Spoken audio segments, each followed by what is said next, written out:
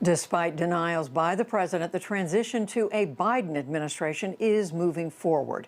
One of his closest allies in the Capitol is Democratic Senator Chris Coons of Delaware, and he joins me now.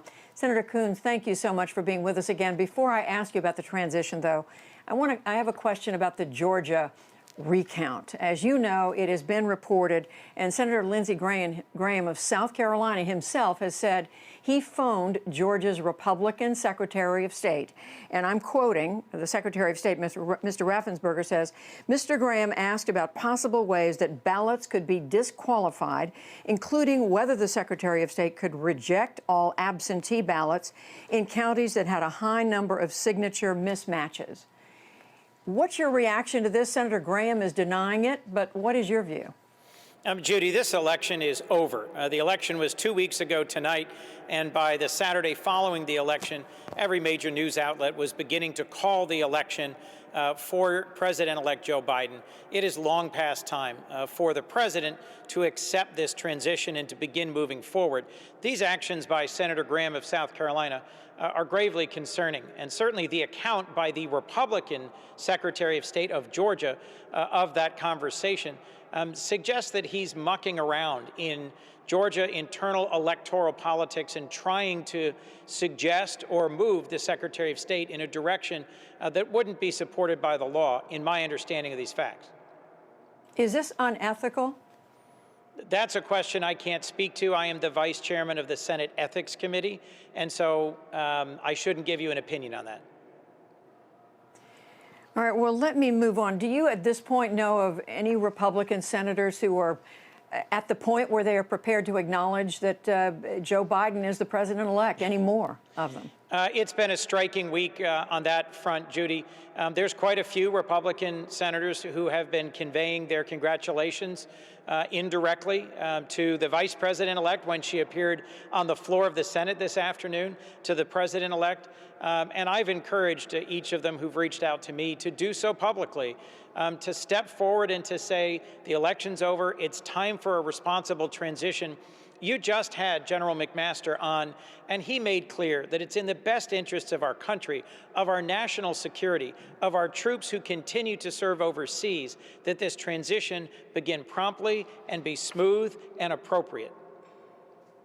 Well, let me ask you about something that General McMaster just said to Nick Schifrin, and that is this move by the Trump administration to draw down U.S. troops in Afghanistan to 2,500 by January.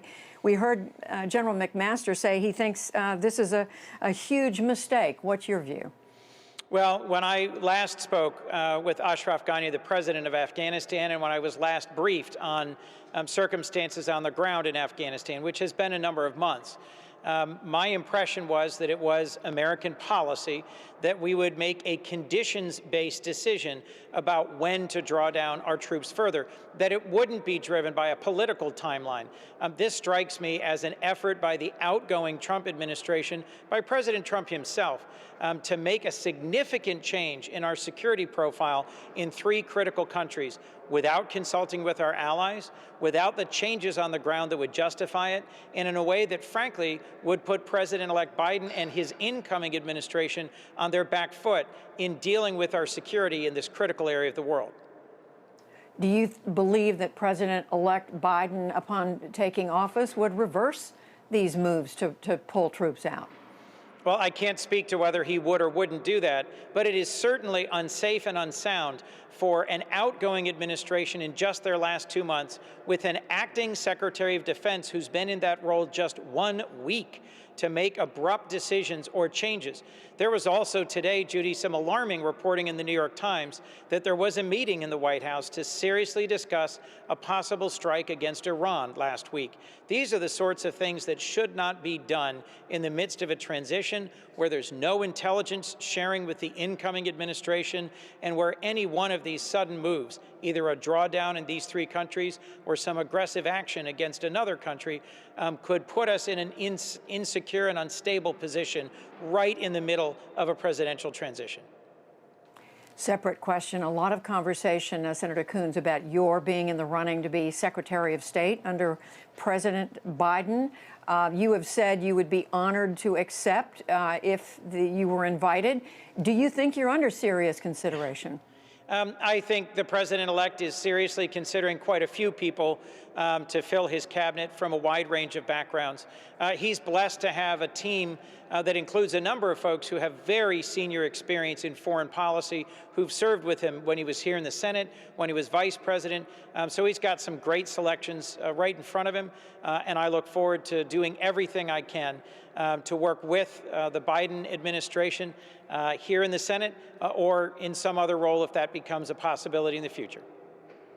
And just very quickly, Senator, what is your sense of how the transition is going, given the fact that the Trump administration is not cooperating, not agreeing to move ahead with it?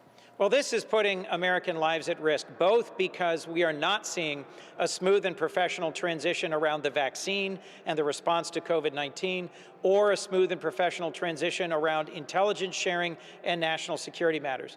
President-elect Biden, Vice President-elect Harris are continuing to work diligently and thoughtfully. They're consulting experts on security, on public health, and moving ahead with their plans. That sort of responsible leadership should be responded to in kind by the outgoing administration and by leaders here in the Republican caucus in the Senate. But so far, Judy, we're just not seeing that kind of responsible behavior out of President Trump or out of the Republican caucus here in the Senate. Senator Chris Coons of Delaware, we thank you very much. Thank you.